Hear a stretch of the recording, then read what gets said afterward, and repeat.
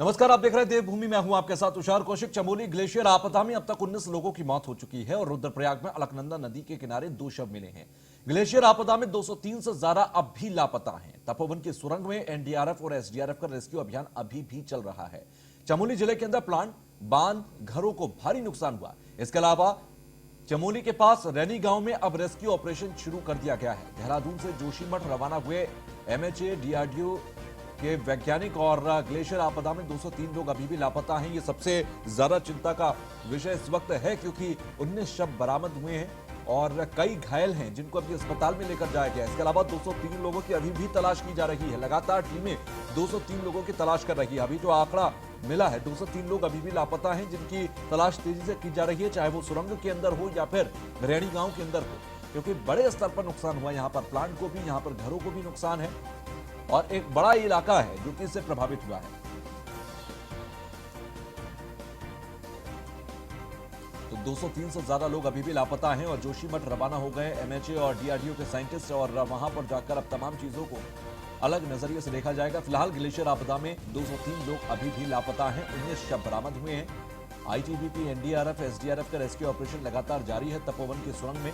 और तपोवन की जो सुरंग है वहां पर क्योंकि बड़ी मात्रा यहाँ पर है जो गार की है या फिर जो सबसे ज्यादा यहाँ पर कीचड़ और तमाम पत्थर पहुंचे, उसकी वजह से पूरी जो सुरंग है वो ब्लॉक हो चुकी है और वहां पर सबसे ज्यादा लोग थे ये भी माना जा रहा है। तो एक के बाद एक तमाम जो अंदर की सुरंग है उसको खोलने का काम किया जा रहा है। हरिद्वार से सुमित सैनी हमारे संवाददाता हमारे साथ जुड़ गए हैं। सुमित, ऊपर से जिस तरह से ये पूरी आपदा चली, गनीमत ये रही कि निचले इलाकों में हरिद्वार, ऋषिकेश, यहाँ पर ऐसी स्थिति देखी नहीं गई और नियंत्रण उससे ऊपर ही कर दिया गया। लेकिन उसके बावजूद भी अभी हरिद्वार में एहतियातन क्या कदम उठाए जा रहे हैं?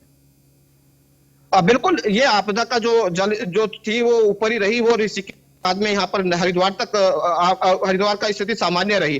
तो आप जो इसके लिए आपदा प्रबंधन की जो टीम थी वो उन्होंने हरिद्वार के जो गंगा के जो किनारे आबादी वाले क्षेत्र थे वो वहां से सभी लोगों को वहां से हटा दिया गया था और गंगा में कल हर की पौड़ी पर भी पानी की धारा को रोक दिया गया था। लेकिन कल शाम के बाद में गंगा में हर की पौड़ी की धारा पर को चालू कर दिया गया। तो आज जो जल स्तर है, आज गंगा की धारा हर की पौड़ी से होकर हुए निकल रही है। जो बैराज था, जो 20 गेट खुले हुए तो उन गेटों को बंद कर दिया गया और धारा को उस तरह से डाइवर्ट कर दिया गया। कहीं ना कहीं इस आपदा को चलते हरिद्वार में कल पूरा दिन अफरा तफरी का माहौल रहा। अधिकारी भी सब तमाम जो फील्ड पे ही दिखाई दिए, क्योंकि यहाँ पे आप देख सकते हैं बैराज है, क्योंकि इस बैराज से जो आने वाला जल है, जल स्तर है, तो यहीं पर कंट्रोल किया जाता है, उसको डाइवर्ट किया जाता है। क्योंकि डायरेक्ट जो गेट है जो पश्चिमी यूपी, उत्तर प्रदेश को जो जल जो पानी जाता है, पानी की धारा जाती है, तो वो यहीं से होकर जाती है। तो इसी को लेकर यहाँ पर मद्देनजर इसके पूरा यूपी सिंचाई विभाग के तमाम जो अधिकारी थे वो मुरादाबाद मंडल से लेकर जो बिजनौर तक के सभी अधिकारी यहाँ पर मौजूद थे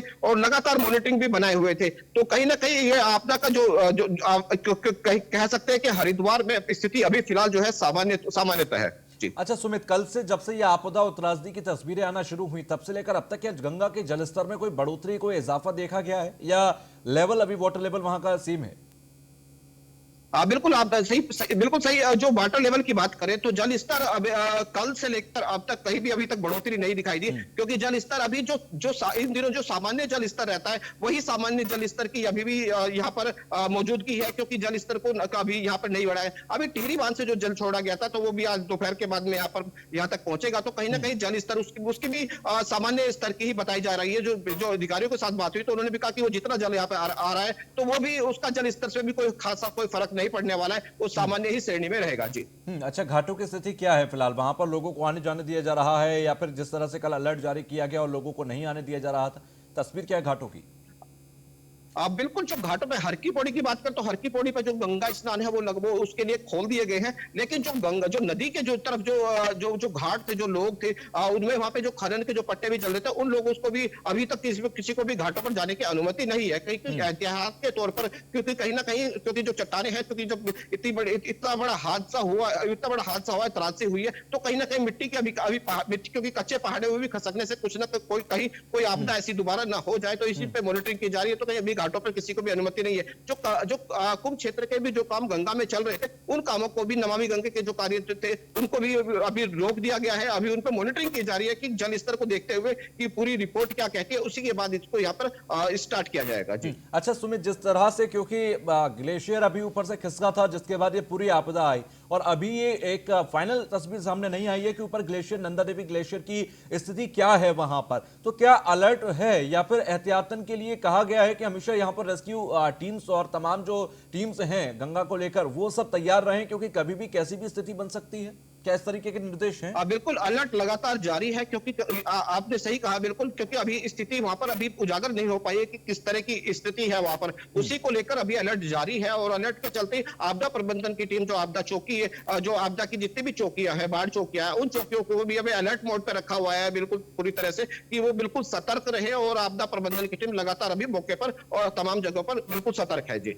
ठीक है, बहुत बहुत शुक्रिया हमसे जुड़ने के लिए सुमित, और हरिद्वार के हाल बताने के लिए। फिलहाल चमोली जिले के अंदर काफी नुकसान हुआ है। आपको बता दें कि इस पूरी आपदा से चमोली जिले के अंदर रैणी गांव को सबसे ज्यादा नुकसान हुआ। ऋषिगंगा पावर प्रोजेक्ट को बड़ा नुकसान हुआ। तमाम एमएचए और डीआरडीओ के साइंटिस्ट पहुंच रहे हैं, जो कि अभी हालातों को देखेंगे, ग्लेशियर्स की हालत को खास तौर से देखेंगे। ग्लेशियर आपदा में 203 से ज्यादा लोग अभी भी लापता हैं।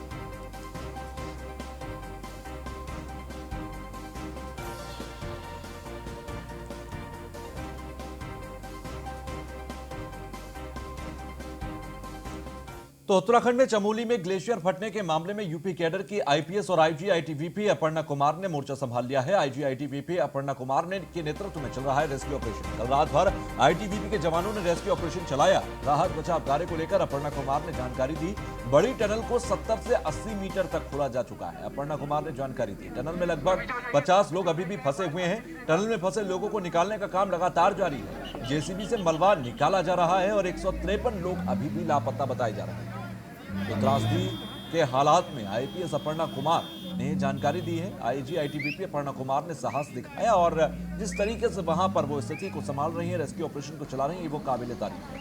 टनल में फंसे लोगों को निकालने का काम लगातार चल रहा है और अभी कई घंटों तक ये काम चलेगा।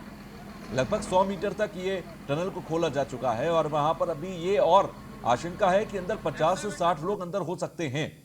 ये जो तस्वीर हम आपको दिखा रहे हैं, देखिए टनल की ये तस्वीर है। इसी टनल के अंदर लगभग आप देखेंगे अगर तो आधी से ज्यादा आपको अगर ऊंचाई की बात करें तो वो गार और मिट्टी, तमाम पत्थरों से भरी हुई नजर आ रही है। और यही जो मलबा है दरअसल सबसे बड़ी चुनौती है, क्योंकि यहां पर 50 से ज्यादा लोग फंसे हुए हो सकते हैं।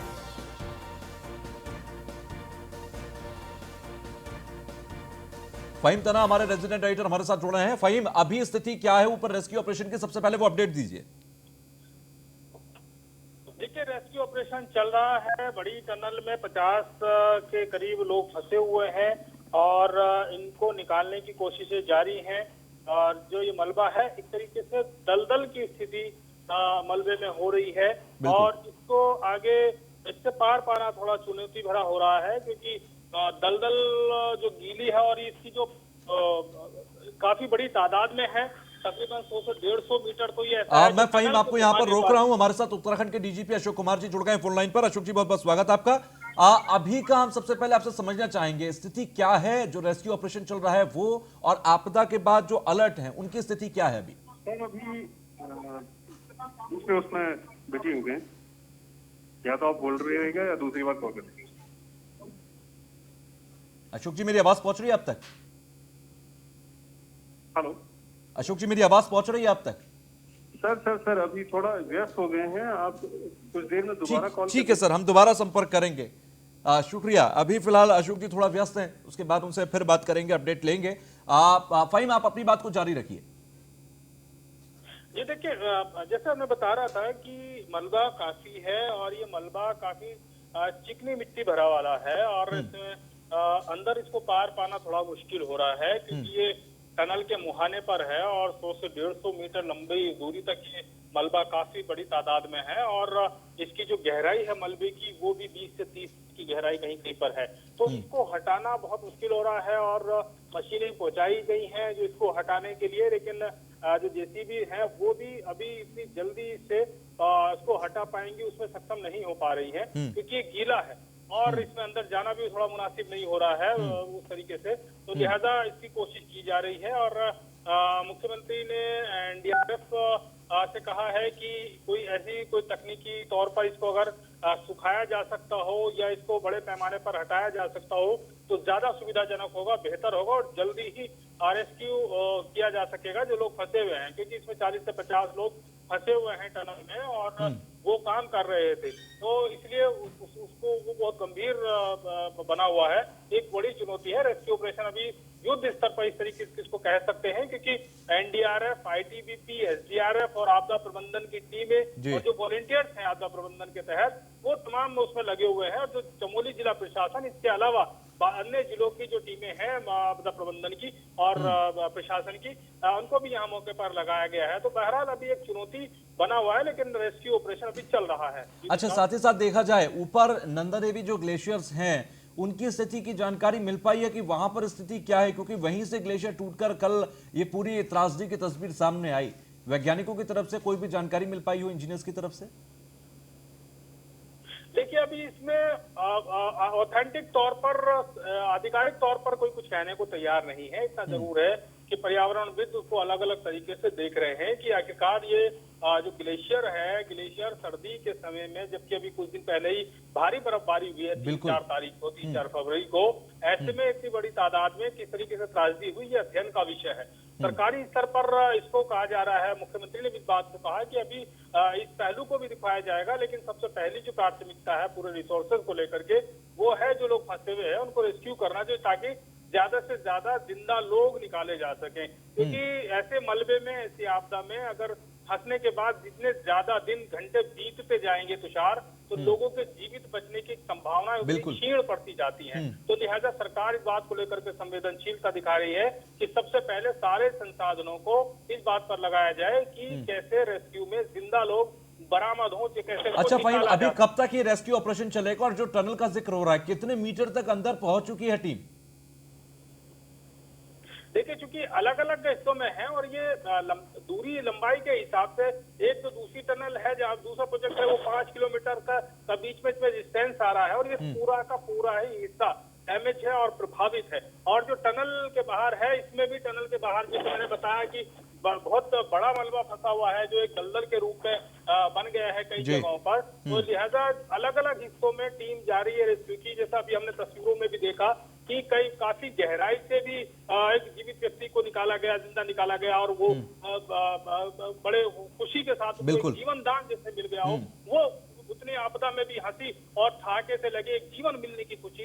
तो वो ये जो अलग अलग हिस्सों में है, कहीं पर 20 मीटर 30 मीटर की गहराई पे भी उतरना पड़ रहा है टीम को, कहीं पर 10 मीटर की गहराई पे भी उतरना पड़ रहा है। तो ये एक अलग अलग तस्वीरें हैं अलग अलग जगहों की। एक लंबा हिस्सा है, कोई एक स्पॉट नहीं कि 100 मीटर का कोई स्पॉट और वहां पर है। ये 5-8 किलोमीटर का एक लंबा स्पैन है जो दूरी का, और इसमें पूरा रेस्क्यू ऑपरेशन चल रहा है। मुख्य तौर पर जहां पर रैणी गांव का, जहां पर ये प्रोजेक्ट है, और धौली गंगा का जहां पर पूरा बस और ये पूरा मलबा आया, मुख्य तौर पर यहाँ काम चल रहा है। ये भी एक बड़ा इलाका है। ठीक है फाहिम, आप हमारे साथ बने रहिए। एक और जानकारी हम अपने दर्शकों को दे दें। चमोली ग्लेशियर आपदा के बाद राज्य सरकार ने कमर कस ली है और आपदा में प्रभावितों को राशन पैकेट वितरित कर रही है सरकार। राज्य सरकार के निर्देश पर खाद्य नागरिक आपूर्ति विभाग सक्रिय हो गया है और विभाग ने 1000 राशन और आवश्यक सामग्री पैकेट तैयार किए हैं। राशन सामग्री में 5 किलो आटा, 5 किलो चावल, 1 किलो दाल, 1 किलो चीनी शामिल है, 1 लीटर खाद्य तेल है, चाय पत्ती है, नमक है, मसाले हैं, साबुन है, मोमबत्ती है और मिल्क पाउडर शामिल है। सुबह से ही आपदा पीड़ितों को वितरित किया जा रहा है राशन सामग्री, और तपोवन में मौजूद हेलीपैड से हेलीकॉप्टर्स के जरिए यह वितरित किया जा रहा है। तो ऐसे में सीधे तौर पर जो प्रभावित लोग हैं उन तक मदद पहुंचाई जा रही है। फाहिम, इस पर जरा अपडेट चाहेंगे आपसे कि किस तरह से वहां तक पहुंच बनाई जा रही है और कितनी संख्या लगभग होगी, अंदाजन कितने लोग होंगे जो कि प्रभावित माने जा रहे हैं इस पूरी आपदा से? देखिए, आपदा से प्रभावित तो 2 तरीके के आबादी है, 2 तरीके के लोग हैं। एक तो वो जो सीधे इस आपदा का शिकार हुए, वहां पर काम कर रहे थे वो, और दूसरा जो आसपास के किनारों पर जो घर थे गांवों के वो।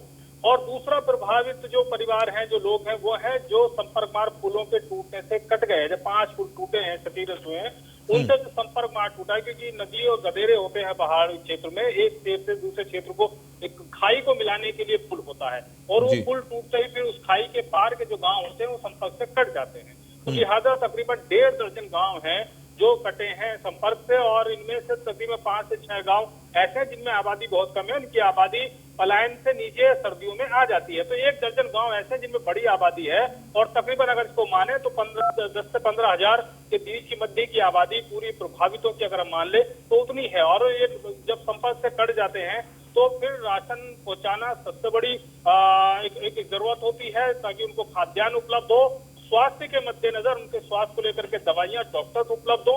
ये सबसे बड़ी जो राहत होती है उस सबकी जरूरत होती है। और अगर सीधे तौर पर प्रभावित है फ्लड में, तो वो उनको फिर कपड़ा भी मुहैया, उनको रहने का स्थान और कपड़ा मुहैया कराया जाता है। तो ये इन चारों पहलुओं को लेकर के सरकार काम कर रही है, और प्रशासनिक जो टीमें वो काम कर रही हैं, हेलीकॉप्टर सॉर्टिंग कर रहे हैं, पैकेट जो उपलब्ध कराए गए हैं खाने के, वो राशन की किट जो उपलब्ध कराई गई है वो भी हेलीकॉप्टर से उपलब्ध कराई गई है। और जरूरत के आधार पर, क्योंकि संपर्क जो टेलीफोनिक संपर्क है वो हो रहा है, केवल जो संपर्क फिजिकल संपर्क मार्ग है वो कट गया है, तो लिहाजा आवागमन में दिक्कत है, लेकिन बातचीत में दिक्कत नहीं है। वहाँ की जो प्रशासनिक राजस्व की जो टीमें होती हैं स्थानीय स्तर पर, ग्रामीण पंचायत स्तर पर, उनसे वो संपर्क में है। तो लिहाजा उस तरह की दिक्कत नहीं है कि बातचीत नहीं हो पा रही, कोई कांटेक्ट नहीं है, कांटेक्ट विहीन स्थिति नहीं है, लेकिन आवागमन से कटे हुए हैं, उसके मद्देनजर राहत पहुंचाई जा रही है। ठीक है, शुक्रिया हमसे जोड़ने के लिए फहीम, और तमाम जानकारियां देने के लिए। आप लगातार नजर भी बनाकर रखिए, हम आगे से भी आपसे तमाम अपडेट्स लेते रहेंगे।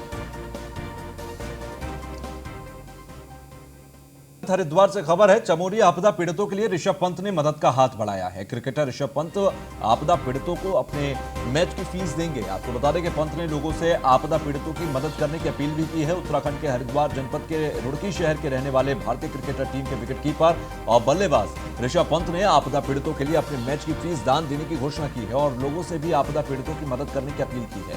ऋषभ पंत इस समय चेन्नई में इंग्लैंड के खिलाफ अपने पहले टेस्ट को खेल रहे हैं। उन्होंने ट्वीट कर आपदा में जान गंवाने वालों के प्रति दुख व्यक्त किया। तो चमोली आपदा पीड़ितों के लिए ऋषभ पंत ने मदद का हाथ बढ़ाया है और सभी से अपील भी की है कि वो भी अपना हाथ आगे बढ़ाएं और सभी की मदद कर सकें। फिलहाल ऋषभ पंत ने ट्वीट कर इस बात की जानकारी दी कि वो अपनी मैच फीस डोनेट करेंगे उत्तराखंड के प्रभावितों के लिए। और क्रिकेटर ऋषभ पंत इस वक्त चेन्नई में मैच खेल रहे हैं, टेस्ट सीरीज खेल रहे हैं इंग्लैंड के खिलाफ, और इसी दौरान उन्होंने अपने मैच फीस को डोनेट करने के लिए ट्वीट किया है।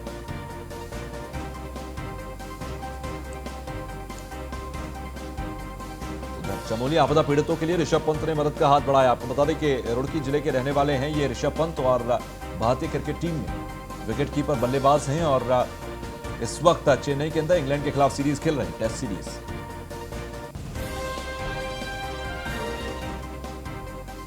खबर मसूरी से, जहां पर धनोल्टी मार्ग पर गाड़ियों की लंबी कतार लगी है। सुबह खोली, बुरांसखंडा और बालाघाट पर जाम है और पर्यटकों को भारी परेशानी का सामना करना पड़ रहा है। जाम मसूरी गांधी चौक से आईटीबीपी गेट तक पहुंचा है और पुलिस ने जाम खुलवाने में खासी मशक्कत भी इस वक्त की है। तो सुबह खोली, बुरांसखंडा और बालाघाट पर जाम लगा हुआ है, पर्यटकों को काफी परेशानी का सामना भी करना पड़ रहा है। फिलहाल जाम मसूरी गांधी चौक से आईटीबीपी गेट तक पहुंच गया है। काफी मशक्कत यहां पर ट्रैफिक को लेकर करनी पड़ रही है और उत्तराखंड के अंदर काफी समस्या इस वक्त ट्रैफिक की है, क्योंकि जिस तरह की आपदा आई उसके बाद काफी एनएच को नुकसान हुआ है और रास्तों को नुकसान होने की वजह से कई मार्गों को डाइवर्ट किया गया है, जिसकी वजह से सबसे ज्यादा जाम की समस्या पैदा हो गई है। धनोल्टी मार्ग पर गाड़ियों की लंबी कतारें देखी जा रही है। मसूरी के अंदर की ये तस्वीर हम आपको दिखा रहे हैं। जाम मसूरी गांधी चौक से आईटीबीपी तक पहुंचा।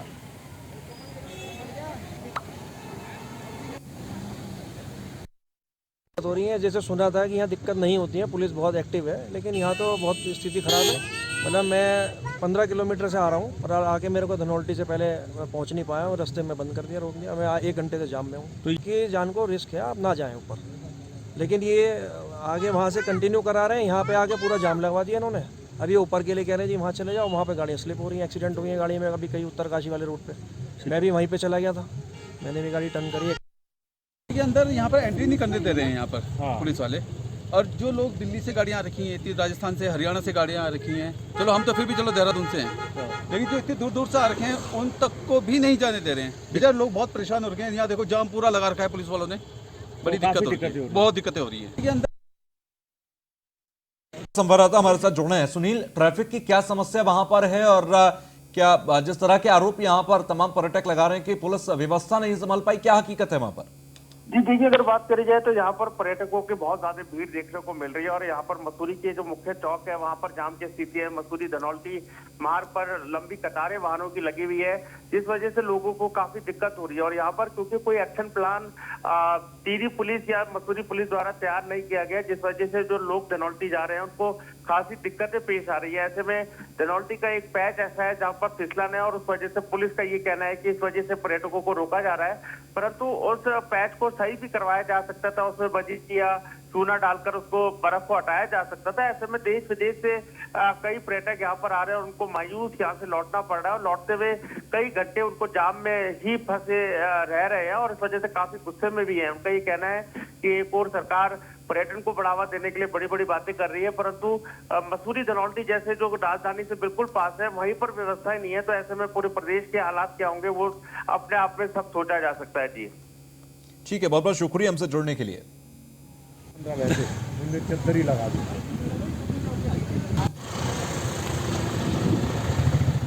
खबर हरिद्वार से, जहां पर चमोली में धौली गंगा क्षेत्र के अंदर आई प्राकृतिक आपदा का असर हरिद्वार और आसपास के क्षेत्र में नहीं पड़ रहा है। आपको बता दें कि हरिद्वार में गंगा जल की धारा सामान्य रूप से बह रही है।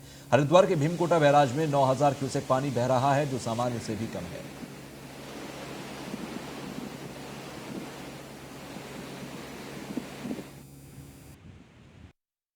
उसका असर तो यहाँ होगा नहीं है, क्योंकि एक और भी न्यूज़ आई है जो जीवी के डैम है श्रीनगर से ऊपर, उन्होंने उसको खाली कर दिया था और जितना भी ऊपर से एक्स्ट्रा पानी जो फ्लश था वो उसी में समाहित हो गया है।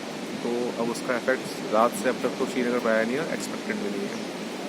तो जो कल जो ताज़ी थी उसका इफेक्ट तो नहीं है, लेकिन फिर भी हम अलर्ट पे हैं कि मे भी कुछ ऐसा हो जाए कि जैसे जो फ्लश है ऊपर का उसकी मलबा जो था उसमें से कुछ मटेरियल या कुछ फ्लश एक्स्ट्रा ना आ जाए, तो हम इसलिए अलर्ट पे अभी भी और अभी रहेंगे अलर्ट पर।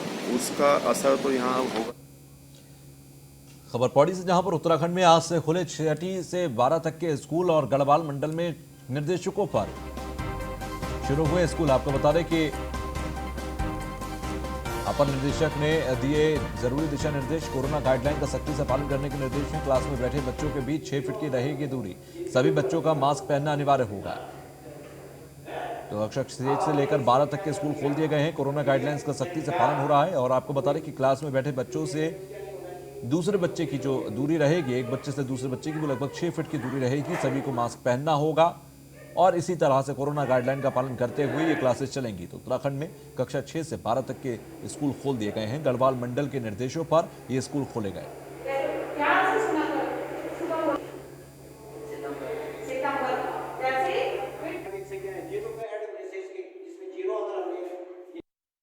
क्लासरूम्स हैं वो पूरे अपडेट किए गए हैं। वहाँ ब्लैक बोर्ड की व्यवस्था की गई है। जितने भी कमरे थे सबको पहले सैनिटाइज किया गया है। बच्चों के लिए सुबह यहाँ पर असेंबली में ही उनकी थर्मल स्कैनिंग की व्यवस्था की गई। साथ में थर्मल स्कैनिंग के बाद उनको बच्चों का हैंड वॉश करवाया गया। चेक किया गया कि सभी बच्चों के मास्क प्रॉपर ढंग से हों, सभी बच्चे मास्क में हों। और अब चूँकि बच्चे स्कूल आके मुझे बहुत अच्छा फील हो रहा है, क्योंकि जो घर में था वो मतलब ढंग से मेरा पठन पाठन नहीं होता था, क्योंकि मेरी बहन की भी एक्स्ट्रा क्लास होती थी तो ऑनलाइन क्लास होती थी और हमारे घर में एक ही मोबाइल है तो हमको बहुत दिक्कतें होती थी, जिस कारण मैं अपना काम नहीं कर पाता था। मेरा काम छूट जाता था। वैसे आपको पता है मेरा बोर्ड एग्ज़ाम है इस साल, तो मेरे को तैयारी की ज़्यादा ज़रूरत है, तो मम्मी बोलती है इसको दे दे, तो उसका काम छूट जाता था। इस कारण हमें बहुत दिक्कत होती थी। स्कूल खुलने के कारण यह हुआ कि हम अपने सुचारू काम कर पा रहे हैं। स्कूल तो देवभूमि में फिलहाल के लिए बस इतना ही। आगे भी खबरों का सिलसिला जारी रहेगा।